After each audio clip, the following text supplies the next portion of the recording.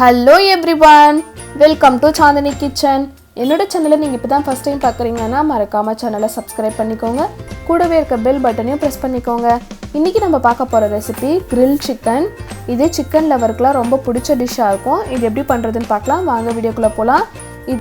இதுக்கு chicken marinate பண்ண போறோம். அதுக்காக நான் ஒரு பிளேட்ல 1 கப் தயிர் எடுத்துர்க்கேங்க. தயிர் புளிக்காத இருக்க மாதிரி பாத்துக்கோங்க. இதுல சிக்கனுக்கு தேவையான அளவு உப்பு சேர்த்துக்கலாம். 1 டீஸ்பூன் மிளகாய் பொடி சேர்த்துக்கறேங்க. இது கூடவே நான் 1 டீஸ்பூன் காஷ்மீரி சில்லி மிளகாய் பொடி சேர்த்துக்கலாங்க. அது நல்ல கலர் கொடுக்கும். 1/2 டீஸ்பூன் பெப்பர் பவுடர் சேர்த்துக்கலாம். இதுக்கு 3 டேபிள்ஸ்பூன் எண்ணெய் சேர்த்துக்கலாங்க.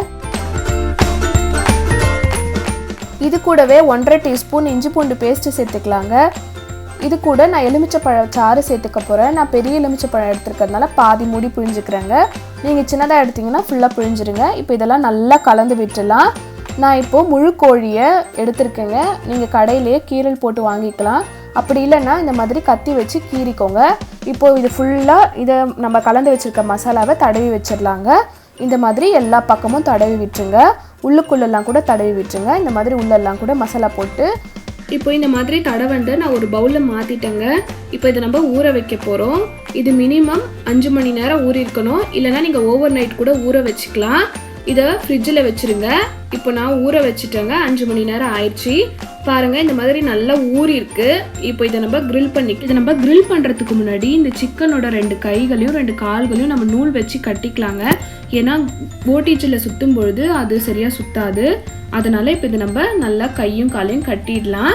இந்த மாதிரி கட்டிட்டு இந்த கை காட்டினதில் தலையும் வச்சு பண்ணி விட்டுறலாம். நீங்கள் டூத் பிக் யூஸ் பண்ணுவீங்கன்னா அதையும் வச்சு செட் பண்ணிக்கலாம். இப்போ நான் காலையும் கட்டிட்டேங்க. இந்த மாதிரி கட்டிட்டு எக்ஸஸாக இருக்க நூலெல்லாம் கட் பண்ணி எடுத்துடலாம். இப்போ இதை நம்ம grill பண்ண ஸ்டார்ட் பண்ணிடலாம். இது இப்போ நான் ஓடிஜிலே வரக்கூடிய கம்பியில் தாங்க செட் பண்ண போகிறேன். இந்த மாதிரி நம்மளுக்கு ஓடிஜிலே கொடுத்துருவாங்க. இப்போ அதை ஃபுல்லாக இன்செர்ட் பண்ணி விட்டுடலாம். இப்போ இதுக்கு ஸ்க்ரூஸ் கொடுத்துருப்பாங்க. அதை வச்சு நம்ம செட் பண்ணிக்கலாம். இந்த மாதிரி செட் பண்ணதுக்கப்புறமா நம்ம grill பண்ணிக்கலாம். இதை 220 டிகிரி செல்சியஸில் 60 நிமிஷம் நம்ம grill பண்ணிக்க போகிறோங்க. இந்த மாதிரி ஃபுல்லாக செட் பண்ணி விட்டுருங்க. அது grill ஆகட்டும்.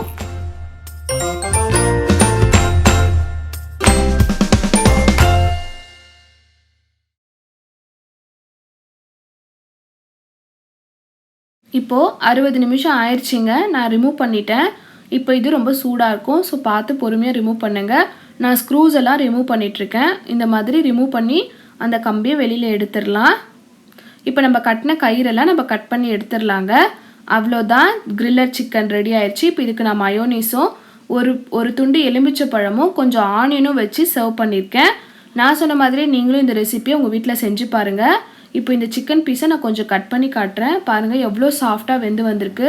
நல்லா கிறிஸ்பியாகவும் உள்ள ஜூஸியாகவும் இருந்துச்சுங்க இந்த சிக்கன். உங்களுக்கு எப்படி வந்துச்சுன்னு கமெண்ட் பண்ணுங்கள்.